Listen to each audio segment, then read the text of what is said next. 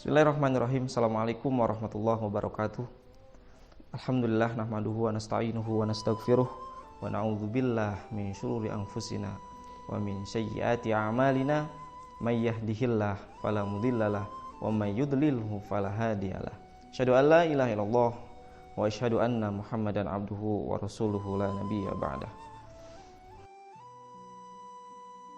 Saudara, seruan dari menara yang dirahmati oleh Allah Subhanahu wa taala.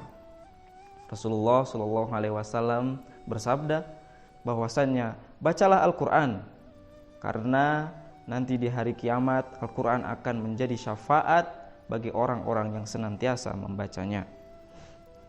Selanjutnya ada beberapa hal keutamaan bagi orang-orang yang senantiasa membaca Al-Qur'an. Yaitu yang pertama, barang siapa yang membaca Al-Quran satu hari satu malam 50 ayat, Allah akan menjadikan atau memasukkan orang tersebut sebagai golongan orang-orang yang senantiasa tidak lalai dari Allah Subhanahu wa ta'ala. Yang kedua, barang siapa yang membaca Al-Quran satu hari satu malam 100 ayat, maka Allah Subhanahu wa ta'ala akan senantiasa memasukkan orang tersebut menjadi golongan orang-orang yang senantiasa taat atau bertakwa kepada Allah Subhanahu wa ta'ala. Kita tahu sendiri bahwasannya orang yang senantiasa bertakwa kepada Allah Subhanahu wa ta'ala, Allah akan membukakan atau memberikan jalan keluar dari segala urusan kehidupan di dunia maupun di akhirat. Yang ketiga, barang siapa orang yang senantiasa membaca Al-Quran satu hari satu malam 200 ayat, maka Al-Quran tidak akan menghujat di hari kiamat nanti. Ikhwati iman yang dirahmati oleh Allah Subhanahu wa ta'ala.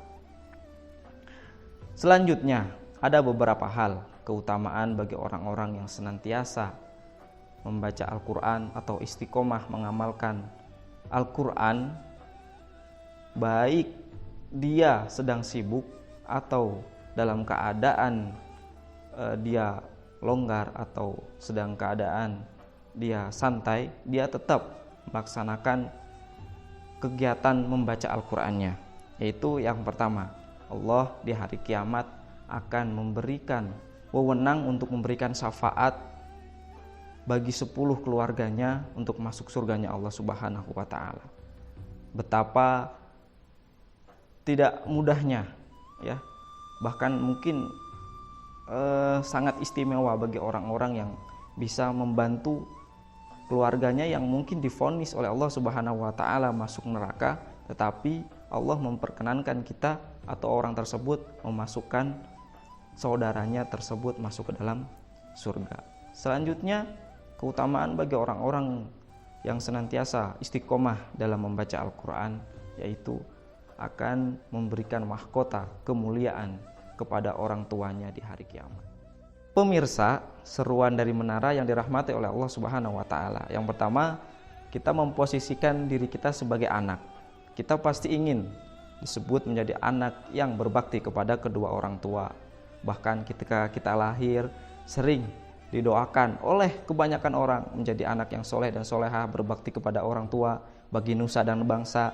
Nah, saatnya kita sudah mulai memposisikan kita menjadi seorang anak ini yang berbakti kepada orang tua kita, yaitu kita sebisa mungkin menjadi orang yang istiqomah dalam membaca Al-Quran, supaya nanti kita bisa memberikan mahkota kemuliaan di hari kiamat nanti atau di surga nanti untuk orang tua kita. Selanjutnya yang kedua, kita memposisikan sebagai orang tua. Nah, kalau kita menjadi seorang orang tua, pasti kita ingin di hari kiamat nanti akan mendapatkan jubah atau mahkota kemuliaan di hari kiamat nanti. Maka dari itu kita sebisa mungkin mengkader atau mencetak anak-anak kita menjadi seorang yang istiqomah dalam membaca Al-Quran. Yang pertama, mungkin kita harus mengajari anak kita mengaji, memberangkatkan anak kita ke pesantren-pesantren Al-Quran, atau kita memprivatkan atau memfokuskan anak-anak kita menghafal Al-Quran. Karena yang pasti orang menghafal Quran sudah pasti membaca Al-Quran dan istiqomah. Saudara, seruan menara yang dirahmati Allah Subhanahu wa taala.